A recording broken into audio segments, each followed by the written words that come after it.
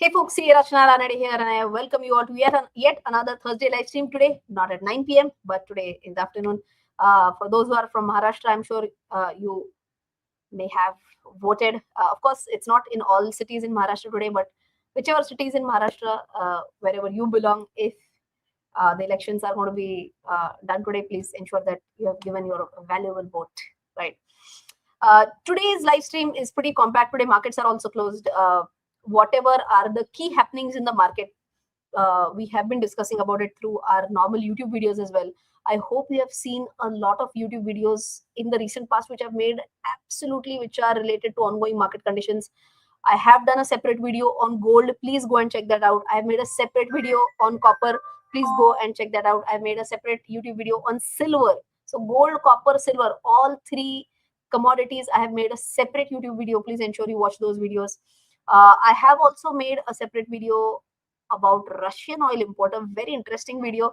My honest effort on explaining geopolitics and how it can impact our Indian stock market as well. That video I released yesterday, so extremely interesting. Small video though, but extremely. So please find time to watch that video as well. But today I'm just doing a quick live stream for you to understand what's up with these stocks, which is Dixon Technologies and Kains Technologies. So many people have requested me to make a video on this, especially those who are my learners who have enrolled for any of the courses through our website, rachanaranade.com. I have a monthly Zoom meeting with them. And during our monthly Zoom meetings, a lot of people had requested me to give some inputs on what's wrong with stocks like Dixon Technologies. Why is there such a big correction in the stock? For those who are tracking either or of these stocks, you might be aware of this, that the correction is not less. It's almost a 35 to 40% correction in Dixon as well as Kains. So what's going wrong with these stocks? So for that, first and foremost, I would want to share my screen and show you one important factor that you all should be aware of, and which is their PE ratio. Okay, for Dixon, current PE is 52. Agreed, that itself is pretty much higher. But look at the P ratio that it had gone up to. This is October 24th. Okay, October 24th. Sorry, 18th October 2024. 18th October 2024. Its PE was 212. When stocks start quoting such high PEs, what happens is that shareholders presume a specific rate of growth. Okay, and whenever price earnings multiples go beyond 100x, beyond 150x, in this case I showed you it was beyond 200x, in such cases investors price in perfect growth, not for 1 year 2 years, for next 3 4 5 years, maybe even more than that. But whenever there is a slowdown in the growth, even a small slowdown, they can immediately impact the stock prices. Whenever valuations become extremely high, they become unsustainable because of this same point, that the moment there is even a small slowdown, even if you can see growth, but the growth is not up to the mark. See, if you are expecting like a 50%, if you're expecting like a 50 PE, 100 PE, the growth can't be like 5% growth and 8% growth, 10% growth. No, growth will be expected at a way higher percentage, right? So whenever you see crazy valuations, you have to ensure that the growth is extremely amazing. Now, if I'm talking about the growth for Dixon Technologies, let us check based on screener how much was the growth for 3 4 latest quarters. So can you see a growth on, let's go and check that for Dixon Technologies. Let's go to the quarters. And if you see here, of course, initially it was like extremely less. See, 3,004, whatever. There was a crazy jump in September 24. Agreed. Okay. On a QOQ basis, you can see almost doubled from 6,500 to 11,500. Okay. Now you can see September 24, 11,500. December 24, 10,500. March 25, 10,200. June 25, 12,000. Even from 12,000, you can see the jump is not extremely high. Okay. So now let us understand. See, am I saying this is degrowth? No, it's not degrowth. But from 12,836, let's round it off to 13,000 crores right now. 13,000 crores to 14,800 crores. that is in itself is not an extremely high jump. Okay, when you're talking about 50 PE multiples, of course I do understand that we are talking about a QOQ point here. Still, you can see 4 quarters back to back, you're at 11,500, 10,500, 10,200, 12,800. And this is where you can see that a lot of correction has happened. If I take you to Dixon's stock price, you can see here the top that it had hit was December 24. December 24, 19,180. That was the stock price. Okay. And from that 19,000, this is December 24. So again, let's go back. So this is here you can see first time when it had seen. See why that big jump from 6,000 to 11,500. When these results came up, that after such a steep jump, there is a little bit of degrowth. Again, a little bit of degrowth. And look at the pace at which Dixon dropped from there. And this is the point. See, from 19,150 to 12,200, a 36% drop in barely 16 weeks. So why such a stark drop? For a simple fact that when a stock is claiming an extremely high PE, and if you remember, I had showed you this point also, a PE of up to 200 plus. In that case, we can't have 4 quarters back to back as a sideways trade. And if that be so, is the market going to punish that stock? Answer is ideally yes. Okay. Now we have to understand one more important point. Why could the growth have been dragged? Okay.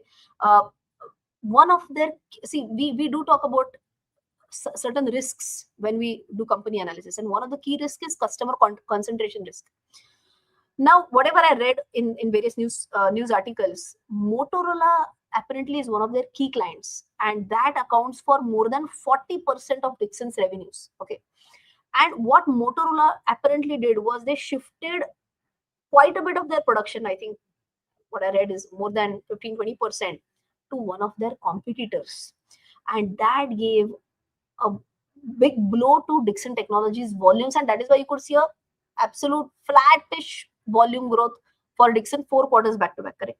So what did we say? Point number one, extremely high PE. Point number two, we said extremely high PE with flattish growth is a horrible combination. Why was the growth flattish? One possible point could be their key client, which is Motorola. They shifted a lot of orders from Dixon to one of their competitors. Okay. Now, one more point we have to understand that whenever Dixon is manufacturing any phone, okay, we have to also understand what goes into that phone. What are the key components?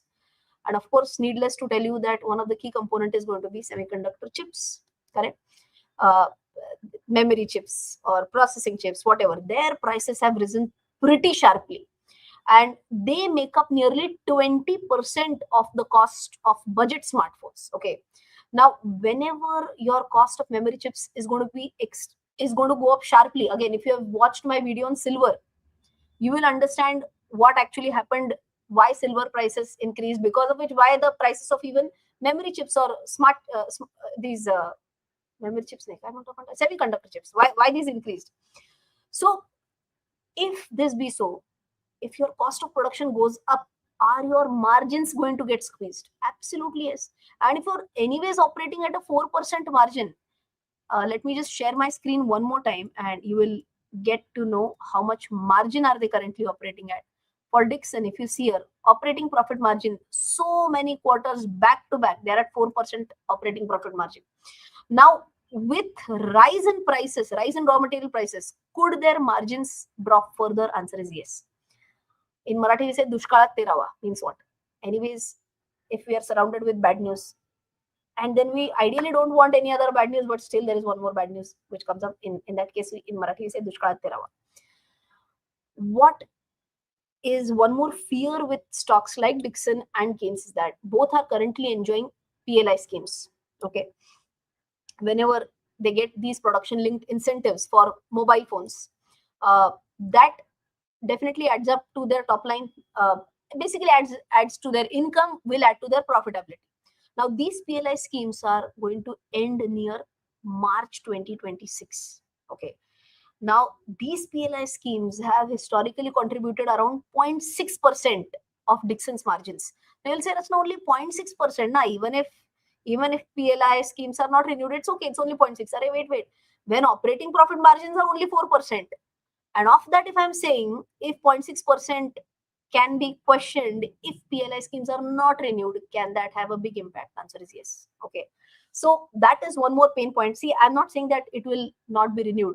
There is one more possibility that the scheme is renewed. If the scheme is renewed, that will come as a very nice, pleasant surprise, positive surprise for Dixon, and that can bring in some renewed interest in the stock as well. Okay. But as of now, what we know is March 26 के आसपास the PLI scheme is going to end. Okay.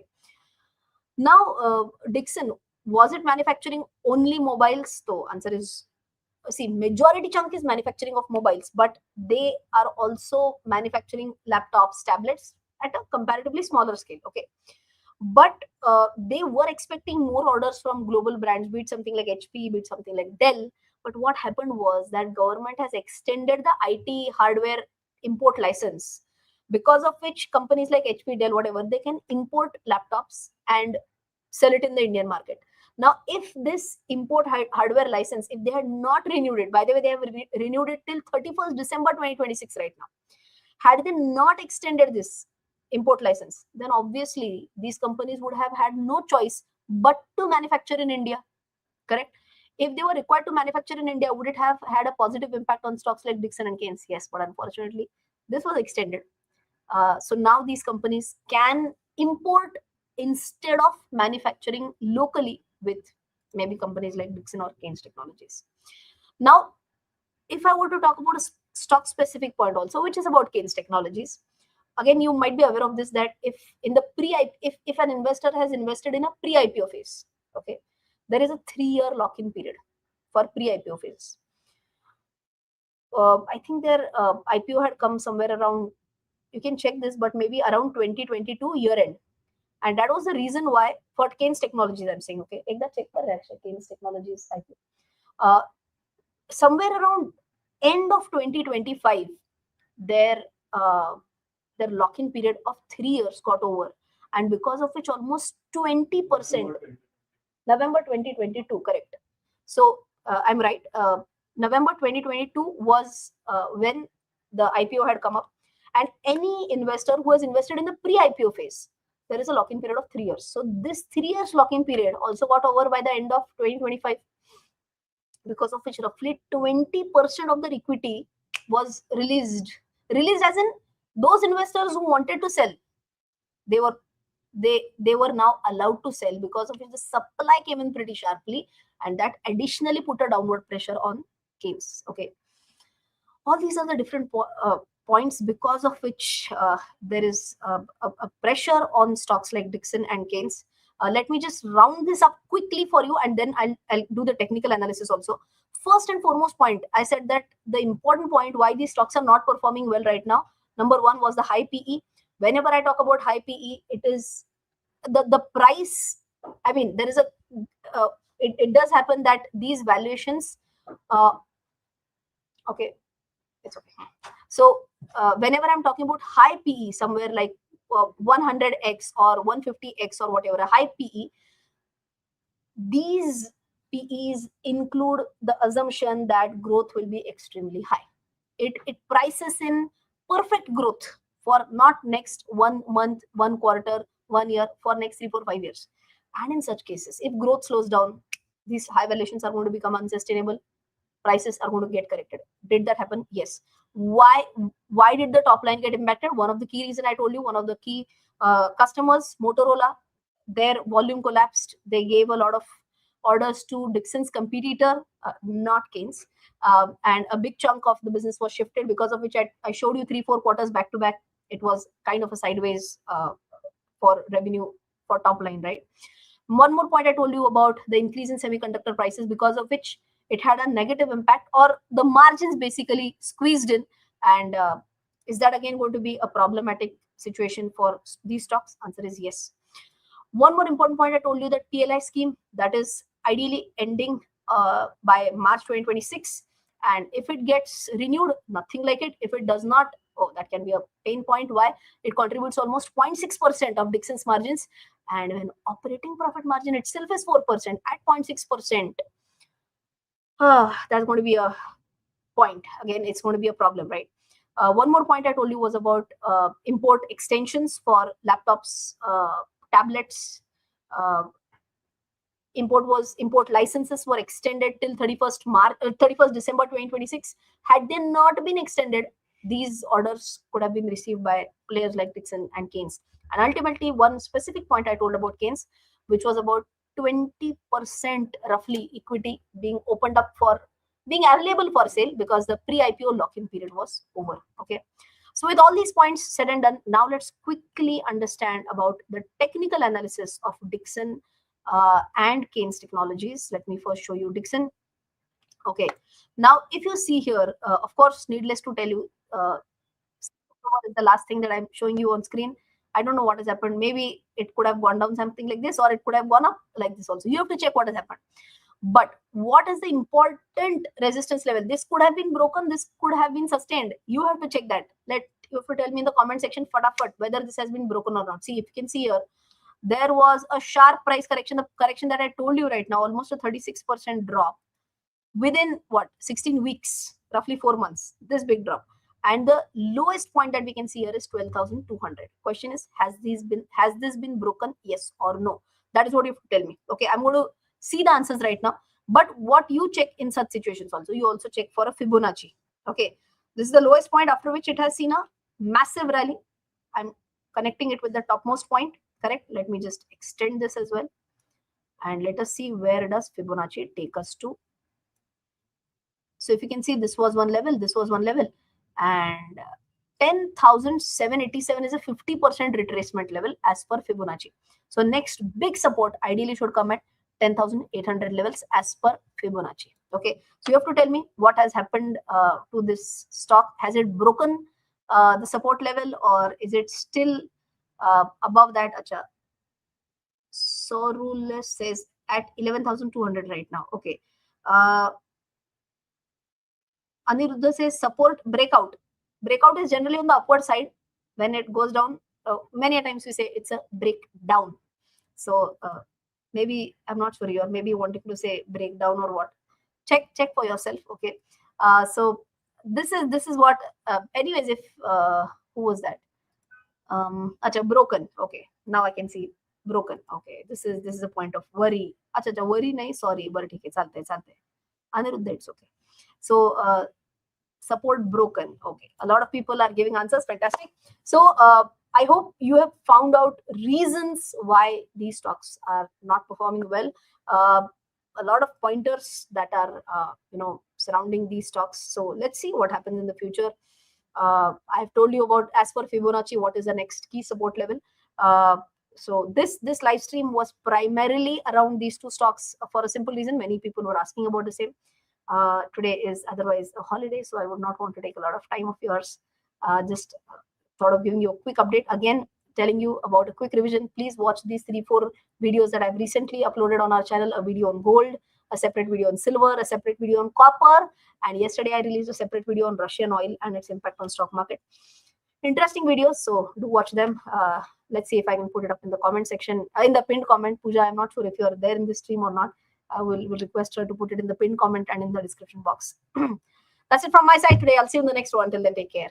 Jai Hind and bye-bye.